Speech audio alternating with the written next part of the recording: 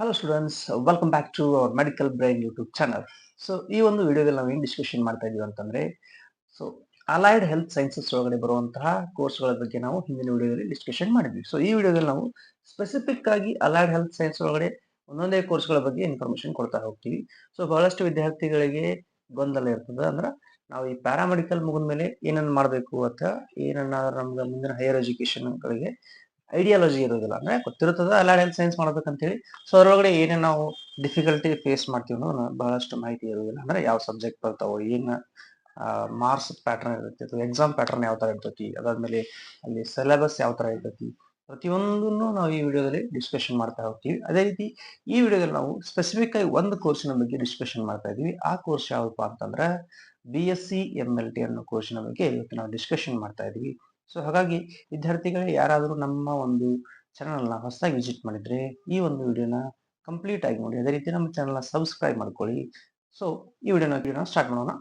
So ಮೊದಲಿಗೆ ಈ BSc MLT ಅಂತಂದ್ರೆ ಏನ್ ನೋಡೋಣ. So BSc MLT is nothing but bachelor of medical laboratory technician ಅಂತ ಕರಿತೀವಿ ನಾವು. ಸೊ ಅಲ್ಲಿ ಪ್ಯಾರಾಮೆಡಿಕಲ್ ಕಲಿಬೇಕಾದ್ರೆ ನಾವು ಡಿಪ್ಲೊಮಾ ಅಂತೀವಿ. ಅಂದ್ರೆ ಡಿಪ್ಲೊಮಾ ಮೆಡಿಕಲ್ ಲ್ಯಾಬೊರೇಟರಿ ಟೆಕ್ನಿಷಿಯನ್ ಅಂತಿತ್ತು. ಸೊ ನೀವು ಇಲ್ಲಿ ಅಲೈಡ್ಸ್ ಕೋರ್ಸ್ ಒಳಗಡೆ ಬಂದಾಗಲೇ ನಿಮಗೆ bachelor of medical laboratory technician ಅಂತ ಕರೀತಾರೆ. ಸೊ ಈ ಕೋರ್ಸ್ ನ ಮಾಡ್ಲಿಕ್ಕೆ ನಮ್ಗೆ ಎಲಿಜಿಬಿಲಿಟಿ ಏನಿರಬೇಕಪ್ಪ ಅಂತಂದ್ರ, ಸೊ ಈ ಕೋರ್ಸ್ ನ ಮಾಡ್ಲಿಕ್ಕೆ ನಮ್ಗೆ ಎಲಿಜಿಬಿಲಿಟಿ ಎರಡು ವೇ ಇಂದ ನಾವು ಈ ಕೋರ್ಸ್ ನ ಮಾಡಬಹುದು.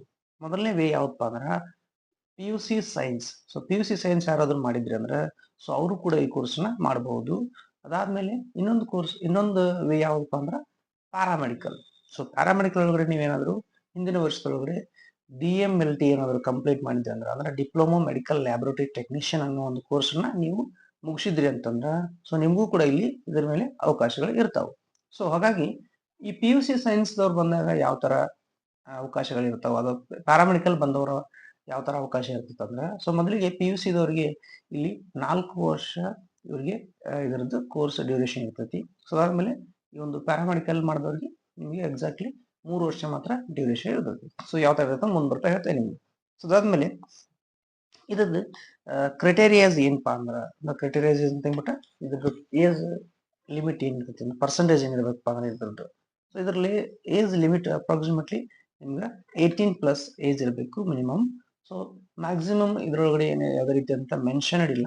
ಸೊ ಅಪ್ರಾಕ್ಸಿಮೇಟ್ಲಿ ನೀವು 35 to 40 ವರೆಗೂ ನೀವು ಕಲಿಬಹುದು ಇದನ್ನ. ಸೊ ಅಂದ್ರೆ ಇದರೊಳಗಡೆ ಯೂನಿವರ್ಸಿಟಿಯಿಂದ ಯಾವುದೇ ರೀತಿ ಅಂತ ಮಿನಿಮಮ್ ಅಥವಾ ಮ್ಯಾಕ್ಸಿಮಮ್ ಏಜ್ ಗಳನ್ನ ಏನು ಮೆನ್ಷನ್ ಮಾಡಿಲ್ಲ.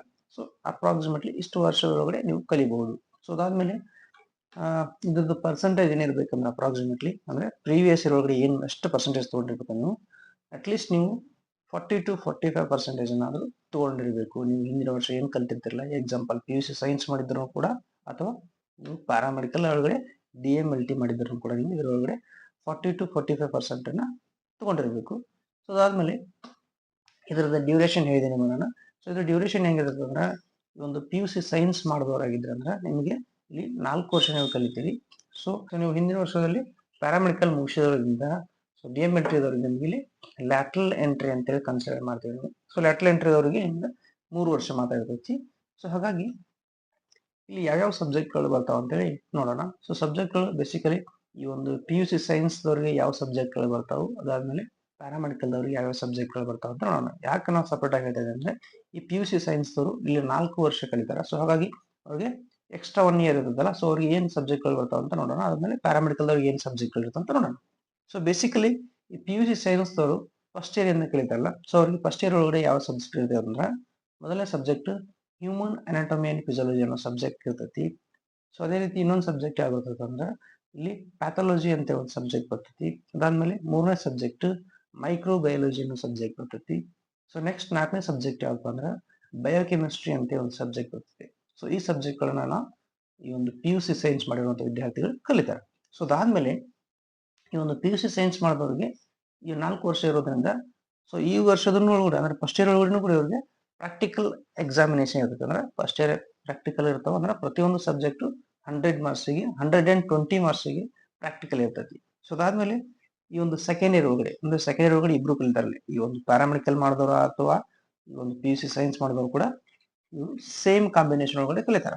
ಸೊ ಯಾವ ಸಬ್ಜೆಕ್ಟ್ ಬರ್ತಾವ ಅಂದ್ರ ಮೊದಲಿಗೆ ಪ್ಯಾಥಾಲಜಿ ಅನ್ನೋ ಸಬ್ಜೆಕ್ಟ್ ಬರ್ತೈತಿ, ಎರಡನೇದು ಮೈಕ್ರೋಬಯಾಲಜಿ ಅನ್ನೋ ಸಬ್ಜೆಕ್ಟ್, ಮೂರನೇದು ಬಯೋಕೆಮಿಸ್ಟ್ರಿ ಅನ್ನೋ ಸಬ್ಜೆಕ್ಟ್. ಈ 3 ಸಬ್ಜೆಕ್ಟ್ಗಳನ್ನ 120 ಮಾರ್ಕ್ಸಿಗೆ ಇವರು ಕಲಿತಾರೆ. ಸೊ 100 ಮಾರ್ಕ್ಸ್ ನೀವು ಎಕ್ಸಾಮ್ ಬರೀತೀರಿ, 20 ಮಾರ್ಕ್ಸ್ ನೀವು IMRs ಇರ್ತಾವೆ. ಸೊ ಅದಾದ್ಮೇಲೆ ನಿಮ್ಮ ಒಂದು ಈ ಪ್ರಾಕ್ಟಿಕಲ್ನು ಕೂಡ ಇದ್ರೊಳಗೆ ಇರ್ತಾವೆ.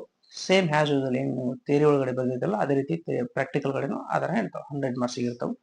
ಸೊ ಅದಾದ್ಮೇಲೆ ಒಂದು ಥರ್ಡ್ ಇಯರ್ ಒಳಗಡೆ ಏನನ್ನ ಕಲಿತೀರಾ ಅಂದ್ರೆ ಸೇಮ್ ಸಬ್ಜೆಕ್ಟ್ಗಳನ್ನ ನೀವು ಡೀಪ್ ಆಗಿ ಕಲಿತೀರಾ. ಎಕ್ಸಾಂಪಲ್ ಪ್ಯಾಥಾಲಜಿನ ಇಲ್ಲಿ ಕಲಿತೀರಾ, ಮೈಕ್ರೋಬಯಾಲಜಿನೂ ಕೂಡ ಕಲಿತೀರಾ, ಆಮೇಲೆ ಬಯೋಕೆಮಿಸ್ಟ್ರಿ ಅನ್ನೋ ಸಬ್ಜೆಕ್ಟ್ನು ಕೂಡ ಇಲ್ಲಿ ಎರಡೂ ಕಡೆ ಬಂದವರು. ಎಕ್ಸಾಂಪಲ್ ಒಂದು PUC ಸೈನ್ಸ್ ಕಡೆಯಿಂದ ಬಂದವರು ಆಯ್ತು, ಪ್ಯಾರಾಮೆಡಿಕಲ್ ಕಡೆಯಿಂದ ಬಂದವರು ಆಯ್ತು. ಇಲ್ಲಿ ಸೆಕೆಂಡ್ ಇಯರ್ ಇಂದ ನೀವು ಸೇಮ್ ಸಬ್ಜೆಕ್ಟ್ಗಳನ್ನ ಕಲಿತೀರಾ. ಫಸ್ಟ್ ಇಯರಿಗೆ ಮಾತ್ರ PUC ಸೈನ್ಸ್ ಅವ್ರಿಗೆ ಡಿಫ್ರೆಂಟ್ ಇರ್ತಾವೆ, ಹೌದಾ? ಅಂದ್ರೆ ಅನಾಟಮಿ ಫಿಸಿಯಾಲಜಿ ಒಂದೇ ಸಬ್ಜೆಕ್ಟ್, ಅದು ಯಾವುದು ಅನಾಟಮಿ ಫಿಸಿಯಾಲಜಿ ಮಾತ್ರ. ಸೊ ಅದನ್ನ ಬಿಟ್ಟು ಹೊರತುಪಡಿಸಿ ಎಲ್ಲ ಸಬ್ಜೆಕ್ಟ್ಗಳು ಪ್ಯಾರಾಮೆಡಿಕಲ್ದವ್ರಿಗೆ ಆಮೇಲೆ PUC ಸೈನ್ಸ್ ಅವ್ರಿಗೆ ಸೇಮ್ ಇರ್ತಾವೆ. ಸೊ ಅದಾದ್ಮೇಲೆ ನಿಮಗೆ ಇಲ್ಲಿ 1 ವರ್ಷ ಇಂಟರ್ನ್ಶಿಪ್ ಇರ್ತದೆ. Whether it may be A paramedical student ಆಗಿರ್ಬೋದು ಅಥವಾ PUC ಸೈನ್ಸ್ ಸ್ಟೂಡೆಂಟ್ ಆಗಿರ್ಬೋದು, ಇಬ್ಬರಿಗೂ ಕೂಡ ಇಲ್ಲಿ ಇಂಟರ್ನ್ಶಿಪ್ ಇರ್ತೈತಿ 1 ವರ್ಷದವರೆಗೆ. ಸೊ ಕಂಪಲ್ಸರಿ ನೀವು 1 ವರ್ಷ ಇಂಟರ್ನ್ಶಿಪ್ ಮಾಡಲೇಬೇಕು. ಸೊ ಇದ್ರೊಳಗಡೆ ಯಾವ ತರ ಸಬ್ ಡಿವೈಡಿಂಗ್ ಮಾಡಿರ್ತಾರೆ ಅಂದ್ರೆ, ಸೊ ನೀವು ಯೂಶುವಲಿ ಪ್ಯಾರಾಮೆಡಿಕಲ್ದವ್ರಿಗೆ ಇದ್ರ ಬಗ್ಗೆ ಐಡಿಯಾ ಇರ್ತೈತಿ. ಸೊ ಎಕ್ಸಾಂಪಲ್ ಈಗ ನೀವು ಪ್ಯಾರಾಮೆಡಿಕಲ್ ಒಳಗಡೆ ಕೂಡ 3 ತಿಂಗಳು ಇಂಟರ್ನ್ಶಿಪ್ ಮಾಡಿರ್ತೀರಾ. ಸೊ ಅದೇ ತರನಾಗಿ ಇಲ್ಲಿ 1 ವರ್ಷ ಇರ್ತೈತಿ. ಅಂದ್ರೆ ಪ್ರತಿಯೊಂದು ಡಿಪಾರ್ಟ್ಮೆಂಟ್ ಒಳಗಡೆ ನೀವು 3 ತಿಂಗಳು ಇಂಟರ್ನ್ಶಿಪ್ ಮಾಡ್ಬೇಕಾಗ್ತೈತಿ. ಸೊ ಎಕ್ಸಾಮ್ ತರ ಅಂದ್ರೆ ಇಲ್ಲಿ ಕೊಟ್ಟಿದ್ದೀನಿ. ಸೊ ಇಲ್ಲಿ 3 ಮಂತ್ಸಿಗೊಮ್ಮೆ ನೀವು ಡಿಪಾರ್ಟ್ಮೆಂಟ್ ಅನ್ನ ಚೇಂಜ್ ಮಾಡ್ಬೇಕಾಗ್ತದೆ. ಅಂದ್ರೆ ಎಕ್ಸಾಂಪಲ್ ಈಗ ನೀವೇನಾದ್ರೂ 3 ತಿಂಗಳು ನಾವು ಇಲ್ಲಿ ಬಯೋಕೆಮಿಸ್ಟ್ರಿ ಡಿಪಾರ್ಟ್ಮೆಂಟ್ ಒಳಗಡೆ ನಾವು ಕೆಲಸ ಮಾಡಿದ್ರೆ, ಅಂದ್ರೆ ಟ್ರೈನಿಂಗ್ ತಗೊಂಡ್ರೆ, ಆಮೇಲೆ 3 ತಿಂಗಳು ನಾವು ಪ್ಯಾಥಾಲಜಿ ಕ್ಲಿನಿಕಲ್ ಪ್ಯಾಥಾಲಜಿ ಲ್ಯಾಬ್ ಒಳಗಡೆ ನಾವು ಟ್ರೈನಿಂಗ್ ತಗೋಬೇಕು. ಆಮೇಲೆ 3 ತಿಂಗಳು ಬ್ಲಡ್ ಬ್ಯಾಂಕ್ ಒಳಗಡೆ ನಾವು ಟ್ರೈನಿಂಗ್ ತಗೋಬೇಕು. ಆಮೇಲೆ 3 ತಿಂಗಳು ಮೈಕ್ರೋಬಯಾಲಜಿ ಲ್ಯಾಬ್ ಒಳಗಡೆ ಟ್ರೈನಿಂಗ್ ತಗೋಬೇಕು.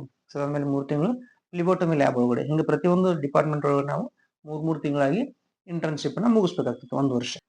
ಸೊ ಇದಾದ್ಮೇಲೆ ನಾವು ಒಂದು BSc ನ ಕಂಪ್ಲೀಟ್ ಮಾಡಿದ್ಮೇಲೆ, ಅಂದ್ರೆ ಎಕ್ಸಾಂಪಲ್ ನಾವು ಥಿಯರಿಟಿಕಲ್ ಕ್ಲಾಸ್ ಅನ್ನು ಮುಗಿಸಿದ್ವಿ 2 ವರ್ಷ 3 ವರ್ಷ, ಆಮೇಲೆ ಇಂಟರ್ನ್ಶಿಪ್ ನ 1 ವರ್ಷ ಮುಗಿಸಿದ್ವಿ ಆದ್ಮೇಲೆ, ಸೊ ಇಲ್ಲಿ ನಾವು ಮುಂದೆ ಬರುವುದೇನಪ್ಪಾ ಅಂದ್ರೆ ನಮ್ಗೆ ಹೈಯರ್ ಎಜುಕೇಶನ್ ಏನಾದ್ರು ಮಾಡ್ತೀವಿ ಅಂದ್ರೆ ನಾವು ಇಲ್ಲಿ MSc MLT ಅಂತ ಇರ್ತೈತಿ. ಅಂದ್ರೆ ಈ ಒಂದು BSc ಮುಗಿದ್ಮೇಲೆ MSc ನೂ ಕೂಡ ಇರ್ತೈತಿ, ಮಾಸ್ಟರ್ಸ್ ನೂ ಕೂಡ ಇರ್ತೈತಿ. ಸೊ ಮಾಸ್ಟರ್ಸ್ ಒಳಗಡೆ ನಿಮ್ಗೆ ಸ್ಪೆಸಿಫಿಕಲಿ ಒಂದಿಷ್ಟು ಸಬ್ಜೆಕ್ಟ್ಗಳು ಬರ್ತವೆ. ಯಾವಪ್ಪ ಅಂದ್ರೆ ಒಂದು MSc MLT ಅಂತ ಕರಿತೀವಿ ನಾವು. ಸೊ MSc MLT ಒಳಗೆ ನಿಮ್ಗೆ ಆಸ್ ಯೂಸಲ್ ಸೇಮ್ ಸಬ್ಜೆಕ್ಟ್ಗಳು ಇರ್ತಾವೆ. ಅದೇ ಪ್ಯಾಥಾಲಜಿ, ಬಯೋಕೆಮಿಸ್ಟ್ರಿ, ಮೈಕ್ರೋಬಯಾಲಜಿ ಇರುತ್ತೆ. ಅದೇ ರೀತಿ ನೀವು ಇದ್ರೆ ಇಮ್ಯುನಾಲಜಿ ಅಥವಾ ಮೈಕ್ರೋಬಯಾಲಜಿ ಮಾಡಿದ್ರೆ ಅಂದ್ರೆ ನಿಮ್ಗೆ ಇಲ್ಲಿ ಸ್ಪೆಸಿಫಿಕ್ ಆಗಿ ಮೈಕ್ರೋಬಯಾಲಜಿ ಸಿಲೆಬಸ್ ಜಾಸ್ತಿ ಒತ್ತು ಕೊಡಬೇಕಾಗ್ತದೆ. ಅದರ ಜೊತೆಗೇನೆ ನಿಮ್ಗೆ ಈ ಬಯೋಕೆಮಿಸ್ಟ್ರಿ, ಪ್ಯಾಥಾಲಜಿನೂ ಕೂಡ ಸಬ್ಜೆಕ್ಟ್ಗಳು ಇರ್ತಾವೆ. ಸೊ ಅದಾದ್ಮೇಲೆ ನೀವೀಗ ಈ ಒಂದು ಪ್ಯಾಥಾಲಜಿ ಏನಾದ್ರು ಮಾಡಿದ್ರೆ ಅಂದ್ರೆ ಅಲ್ಲಿ ಪ್ಯಾಥಾಲಜಿ ಅಂತ ಕನ್ಸಿಡರ್ ಆಗೋದು ಸೊ ಹೆಮಟಾಲಜಿ ಅಥವಾ ಬ್ಲಡ್ ಟ್ರಾನ್ಸ್ಮ್ಯೂಷನ್ ಅಂತ ಹೇಳಿ ಕರಿತೀವಿ ನಾವು. ಸೊ ಒಂದು ಸಿಲೆಬಸ್ ನೀವು ತಗೋಬೇಕಾಗ್ತದೆ. ಸೊ ಅದಾದ್ಮೇಲೆ ಬಯೋಕೆಮಿಸ್ಟ್ರಿ ತಗೋದ್ರೆ ಆಸ್ ಯೂಶುವಲ್ ಬಯೋಕೆಮಿಸ್ಟ್ರಿ ನೀವು ಕಲಿಬೇಕಾಗ್ತದೆ. ಇದು ನೀವು ಇನ್ ಕೇಸ್ ಏನಾದ್ರು MSc ಮಾಡಿದ್ರೆ ನೀವು ಈ ತರ ನೀವು ಸಬ್ಜೆಕ್ಟ್ ಗಳನ್ನ ಫೇಸ್ ಮಾಡ್ಬೇಕಾಗ್ತದೆ. ಇವೆಲ್ಲವೂ MSc ಒಳಗಡೆ ಬರುವಂತಹ ಸಬ್ಜೆಕ್ಟ್ ಗಳು, ಆಮೇಲೆ ಅದರ ಸ್ಪೆಷಲೈಸೇಷನ್. ಸೊ ನೆಕ್ಸ್ಟ್ ಏನಪ್ಪಾ ಅಂದ್ರೆ ಇವಾಗ ಇಲ್ಲಿ ನಾವು ಜಾಬ್ ಆಪರ್ಚುನಿಟೀಸ್ ಯಾವ ತರ ಇರ್ತಾವೆ ಈ ಒಂದು BSc MLT ಮುಗಿದ್ಮೇಲೆ ಅಂತ ನೋಡೋಣ.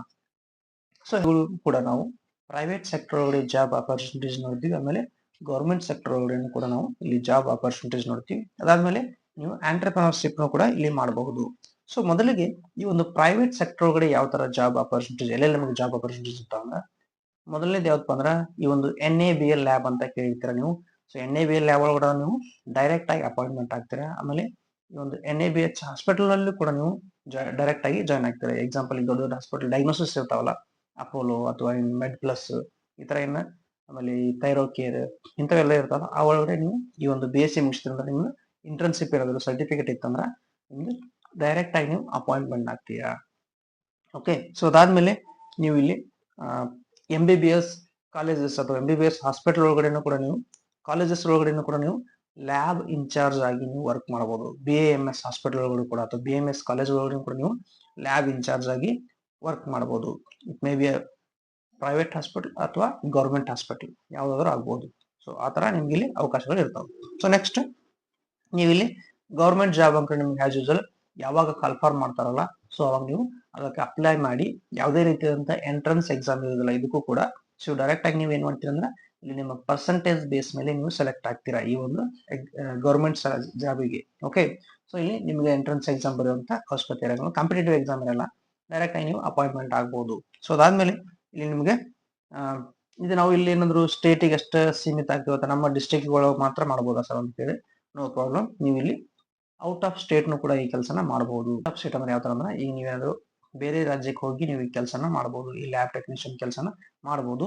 ಅಲ್ಲಿ ಒಂದು ಲ್ಯಾಂಗ್ವೇಜ್ಗೆ ಕನ್ವೀನಿಯಂಟ್ ಆಗಿ ನೀವು ಅನುಸರಿಸ್ಕೊಂಡು ಹೋದ್ರೆ ಸೊ ನೀವು ಕ್ಯಾನ್ ವರ್ಕ್ ದೇರ್ ಆಲ್ಸೋ. ಕೂಡ ನೀವು ಔಟ್ ಆಫ್ ಕಂಟ್ರಿನೂ ಕೂಡ ನೀವು ಈ ಕೆಲಸನ ಮಾಡಬಹುದು. ಅಂದ್ರೆ ಯುರೋಪಿಯನ್ ಕಂಟ್ರೀಸ್ ಆಗಿರ್ಬೋದು ಅಥವಾ ಜರ್ಮನಿ ಒಳಗಡೆ ಮಾಡಬಹುದು. ಅದಾದ್ಮೇಲೆ ನೀವು ಅರಬ್ ಕಂಟ್ರೀಸ್ ಒಳಗಡೆ ನೋಡಬೇಕು, ಎಕ್ಸಾಂಪಲ್ ದುಬೈ ಆಗಿರ್ಬೋದು ಅಥವಾ ಎಲ್ಲ ಕಡೆ ನೀವು ಕೆಲಸ ಮಾಡಬಹುದು.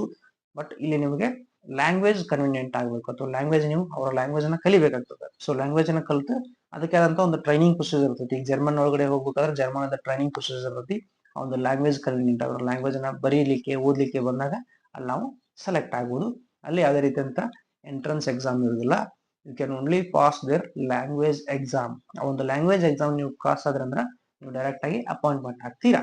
ಓಕೆ, ಸೊ ಅಂದ್ರೆ ಇರೋದು ಸ್ಯಾಲರಿ ಸ್ಕೇಲ್ ಏನಿರ್ತದೆ ಅಂತ ಕೇಳಿದ್ರೆ, ಸೊ ವಿದ್ಯಾರ್ಥಿಗಳಿಗೆ ಸಿಂಪಲ್ ಆಗಿ ಹೇಳ್ಬಿಡ್ತೀನಿ ನಿಮ್ಗೆ. ಸೊ ಇಲ್ಲಿ ನೋಡ್ರಿ, ನೀವೇನಾದ್ರು ನಮ್ಮ ಕಂಟ್ರಿ ಒಳಗಡೆ ಏನಾದ್ರು ಮಾಡಿದ್ರೆ ಅಂದ್ರೆ ಸೊ ನೀವು ಇಲ್ಲಿ ಅಪ್ರಾಕ್ಸಿಮೇಟ್ಲಿ ನೀವು 20 to 25 ಫ್ರೆಶರ್ ಆಗಿ ಸ್ಯಾಲರಿಯನ್ನು ತಗೋಬಹುದು. ಅಂದ್ರೆ ಈಗ ಎಕ್ಸಾಂಪಲ್ ಬೆಂಗಳೂರು ಸೈಡ್ ದೊಡ್ಡ ದೊಡ್ಡ ಡಯಾಗ್ನೋಸಿಸ್ ಒಳಗಡೆ. ಸೊ ಅದನ್ನ ಹೊರತುಪಡಿಸಿ ನೀವೇನಾದ್ರೂ ಇಲ್ಲಿ ಲೋಕಲ್ ಒಳಗಡೆ ನೀವು ನಮ್ಮ ಸ್ಟೇಟ್ ಒಳಗೆ ನಮ್ಮ ಒಂದು ಡಿಸ್ಟ್ರಿಕ್ಟ್ ಒಳಗೆ ಮಾಡ್ತೀವಿ ಅಥವಾ ನಮಗೆ ಅಲ್ಲಿ ಹೋಗಕ್ ಸಾಧ್ಯ ಇಲ್ಲ ಅಂದ್ರೆ ಯು ಕ್ಯಾನ್ ಓನ್ಲಿ ಅರ್ನ್ 15,000 10,000 ಇದ್ರ ಅರ್ನ್ ಮಾಡಬಹುದು. ಸೊ ಅದನ್ನ ಹೊರತುಪಡಿಸಿ ನೀವೇನಾದ್ರು ಸ್ವಲ್ಪ ದೊಡ್ಡ ದೊಡ್ಡ ಡಯಾಗ್ನೋಸ್ಟಿಕ್ಸ್ ಒಳಗಡೆ ಸರ್ಚ್ ಮಾಡಿ ಅಥವಾ ಆ ಒಂದು ಡಯಾಗ್ನೋಸಿಸ್ ಒಳಗಡೆ ಹೋದೆ ಅಂದ್ರೆ ಪ್ರೈವೇಟ್ ಸೆಕ್ಟರ್ ಒಳಗಡೆ ನೀವು ಜಾಸ್ತಿ ಸ್ಯಾಲರಿನ ಪಡ್ಕೋಬಹುದು. ಅದೇ ರೀತಿ ಸೊ ಇದು ನಿಮ್ಗೆ ಜಾಬ್ ಅಪರ್ಚುನಿಟೀಸ್ ಯಾವುದು ಗೌರ್ಮೆಂಟ್ ಸೆಕ್ಟರ್ ಒಳಗಡೆ ಅಥವಾ ಪ್ರೈವೇಟ್ ಸೆಕ್ಟರ್ ಒಳಗಡೆ ನೀವು ಔಟ್ ಆಫ್ ಕಂಟ್ರಿನ ಹೋಗ್ಬೋದು, ಔಟ್ ಆಫ್ ಸ್ಟೇಟ್ನ ಹೋಗ್ಬೋದು. ಹೇಳಿದ ಪ್ರಕಾರ ಸ್ಪೆಸಿಫಿಕ್ ಹೇಳಿದ ಪ್ರಕಾರ ನೀವು ಲ್ಯಾಂಗ್ವೇಜ್ ಎಕ್ಸಾಮ್ನ ಪಾಸ್ ಆದ್ರೆ ಸಾಕು, you can go through the there national also. ಅಂದ್ರೆ ಜರ್ಮನಿ ಆಗಿರ್ಬೋದು ಅಥವಾ ಅರಬ್ ಕಂಟ್ರೀಸ್ ಆಗಿರ್ಬೋದು, ಯುರೋಪಿಯನ್ ಕಂಟ್ರೀಸ್ ಆಗಿರ್ಬೋದು, UK, ಆಮೇಲೆ ಈ ತರ ಎಲ್ಲ ಒಂದು ಕಂಟ್ರೀಸ್ಗಳಲ್ಲಿ ನೀವು ಹೋಗ್ಬೋದು.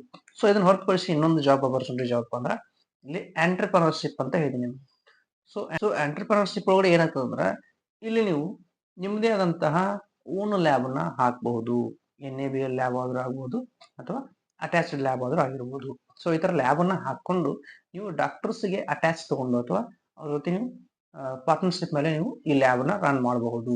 ಸೊ ಇದನ್ನು ಬಹಳಷ್ಟು ಅವಕಾಶಗಳಿರ್ತಾವೆ.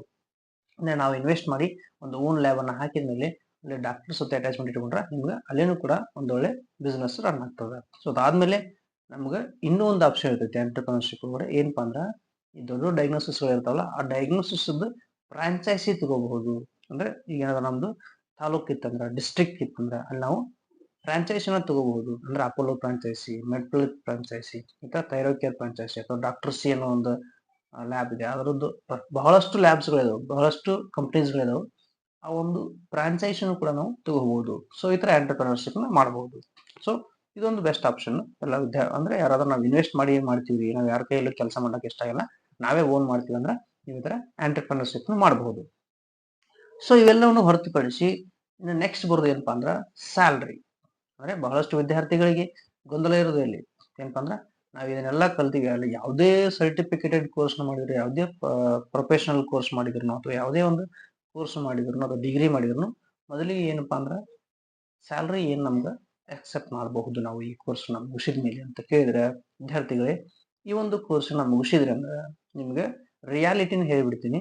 ಏನಪ್ಪಾ ಅಂದ್ರ ಸ್ಯಾಲ್ರಿ ಸ್ಕೇಲ್ ಆಕ್ಚುಲಿ ಇದನ್ನ ಮುಗಿಸಿದ್ರೆ ಅಂದ್ರೆ ನೀವು ಅಪ್ರಾಕ್ಸಿಮೇಟ್ಲಿ ನಿಮ್ದು 20 to 25K ನಿಮ್ಗೆ ಫ್ರೆಶರ್ ಆಗಿ ಕೊಡ್ತಾರ. ಸೊ ಅದು ಇನ್ ಕೇಸ್ ನೀವೇನಾದ್ರೂ ದೊಡ್ಡ ದೊಡ್ಡ ಸಿಟಿ ಒಳಗಡೆ ವರ್ಕ್ ಮಾಡಿದರೆ, ಎಕ್ಸಾಂಪಲ್ ಈ ಬೆಂಗಳೂರು ಆಗಿರ್ಬೋದು ಅಥವಾ ಈ ತರ ಔಟ್ ಆಫ್ ಸ್ಟೇಟ್ ಆಗಿರ್ಬೋದು, ಈ ಚೆನ್ನೈ ಆಗಿರ್ಬೋದು ಅಥವಾ ಈ ಮುಂಬೈ ಆಗಿರ್ಬೋದು, ಈ ತರ ನೀವೇನಾದ್ರು ದೊಡ್ಡ ದೊಡ್ಡ ಸ್ಟೇಟ್ ಒಳಗಡೆ ಅಥವಾ ಸ್ಟೇಟ್ ಒಳಗಡೆ ವರ್ಕ್ ಮಾಡಿದ್ರೆ ಅಂದ್ರ ಸೊ ನಿಮ್ಗೆ ಒಂದು ಒಳ್ಳೆ ಹ್ಯಾಂಡ್ಸಮ್ ಸ್ಯಾಲ್ರಿ ಸಿಗ್ತೈತಿ. ಯಾಕಂದ್ರೆ ನೀವೇನಾದ್ರು ಇಲ್ಲಿ ನಾನು ಈಗ BSc MLT ಮುಗಿಸಿದೀನಿ, ನಾ ಇನ್ನೂ 10,000 ತಗೊಂತಾ ಇದೀನಿ, 15,000 ತಗೊಂತಾ ಇದೀನಿ ಅಂದ್ರೆ ಅದು ನಿಮ್ಮ ಅಡ್ಜಸ್ಟ್ಮೆಂಟ್. ಅಂದ್ರೆ ನೀವೇನ್ ಮಾಡ್ತಾ ಇದೀರ ಅಂದ್ರೆ ನಿಮ್ಮ ಡಿಸ್ಟ್ರಿಕ್ಟ್ ಒಳಗಡೆನೆ ಅಲ್ಲಿ ಯಾವುದೇ ರೀತಿಯಾದಂತ ಬಿಸ್ನೆಸ್ ಗಳೇ ರನ್ ಆಗ್ತಾ ಇಲ್ಲ, ಅಲ್ಲಿ ನಾ ಕೆಲಸ ಮಾಡಕತ್ತೀನಿ, ನಮ್ದು ಅಷ್ಟು ಟ್ರಾನ್ಸ್ಪೋರ್ಟೇಷನ್ ಅಥವಾ ಯಾವುದೇ ರೀತಿಯಂತ ಇಲ್ಲಿ ಹೈಲೈಟ್ ಇರುವಂತ ಬಿಸ್ನೆಸ್ ಗಳು ಯಾವಿಲ್ಲ. ಸೊ ಹಾಗಾಗಿ ಇಲ್ಲಿ ನಮ್ದು ಸ್ಯಾಲ್ರಿ ಕಡಿಮೆ ಇತ್ತಂದ್ರೆ ಅದು ನಿಮ್ಮ ಮುಟ್ಟಾಳ್ತನ ಅಥವಾ ನಿಮ್ಮ ಒಂದು ಬೇಜವಾಬ್ದಾರಿತನ. ಸೊ ನೀವು ಈ ಒಂದು BSc ಮುಗಿಸಿದ್ರಂದ್ರ ನೀವು ದೊಡ್ಡ ದೊಡ್ಡ ಡಯಾಗ್ನೋಸಿಸ್ ಗಳನ್ನ ಸರ್ಚ್ ಮಾಡಿ ಅಲ್ಲಿ ನೀವು ಕೆಲಸ ಮಾಡ್ಲಿಕ್ಕೆ ಪ್ರಯತ್ನ ಮಾಡ್ರಿ. ನಿಮ್ಗೆ ಅಪ್ರಾಕ್ಸಿಮೇಟ್ಲಿ 25 to 30,000 ಮಟ ನಿಮ್ಗೆ ಸ್ಟಾರ್ಟಿಂಗ್ ಸ್ಯಾಲರಿನೇ ಕೊಡ್ತಾರ. ಸೊ ನಾವೇನ್ ಮಾಡ್ಬಿಡ್ತೀವಿ ಅಂದ್ರೆ ಕಂಫರ್ಟ್ ಝೋನ್ ಒಳಗಡೆ ಅಡ್ಜಸ್ಟ್ ಮಾಡ್ಕೊಂಡ್ಬಿಡ್ತೀವಿ. 10,000 ಐತೆ, ಓಕೆ ನಮ್ಮ ಮನೆ ಇಲ್ಲಿ ಐತೆ, ಹಂಗ ಆ ತರ ಯಾವತ್ತು ಯೋಚನೆ ಮಾಡಕ್ ಹೋಗ್ರಿ. ಈ ಕೋರ್ಸ್ ನ ಮುಗಿಸಿದ್ರಿ ಅಂದ್ರೆ ಎಸ್ಟಾಬ್ಲಿಷ್ ಆಗಕ್ಕೆ ಪ್ರಯತ್ನ ಮಾಡಿ, ಅಂದ್ರೆ ಬೇರೆ ಕಡೆ ಎಲ್ಲ ಸರ್ಚ್ ಮಾಡ್ಲಿಕ್ಕೆ ಪ್ರಯತ್ನ ಮಾಡಿ. ಸೊ ಅವಾಗ ನಿಮ್ಗೆ ಒಂದು ಒಳ್ಳೆ ಸ್ಯಾಲ್ರಿ ಸಿಗುವಂತ ಚಾನ್ಸಸ್ ಇರ್ತೈತಿ. ಸೊ ಇದನ್ನ ಹೊರತುಪಡಿಸಿನೂ ಕೂಡ ನಾವು ಇಲ್ಲಿ ಇನ್ ಕೇಸ್ ನಾವು ಔಟ್ ಆಫ್ ಕಂಟ್ರೀಸ್ ಏನಾದ್ರು ಹೋದ್ರೆ ನಿಮ್ಗೆ ಇಲ್ಲಿ ಲ್ಯಾಕ್ ಸ್ಯಾಲ್ರಿನೂ ತಗೋಬಹುದು. ಅಂದ್ರೆ ಪರ್ ಮಂತಿಗೆ ನೀವು 1 ಲ್ಯಾಕ್ 2 ಲ್ಯಾಕ್ 1.5 ಲ್ಯಾಕ್ ಈ ತರ ಸ್ಯಾಲ್ರಿನೂ ತಗೋಬಹುದಾಗ್ತದೆ.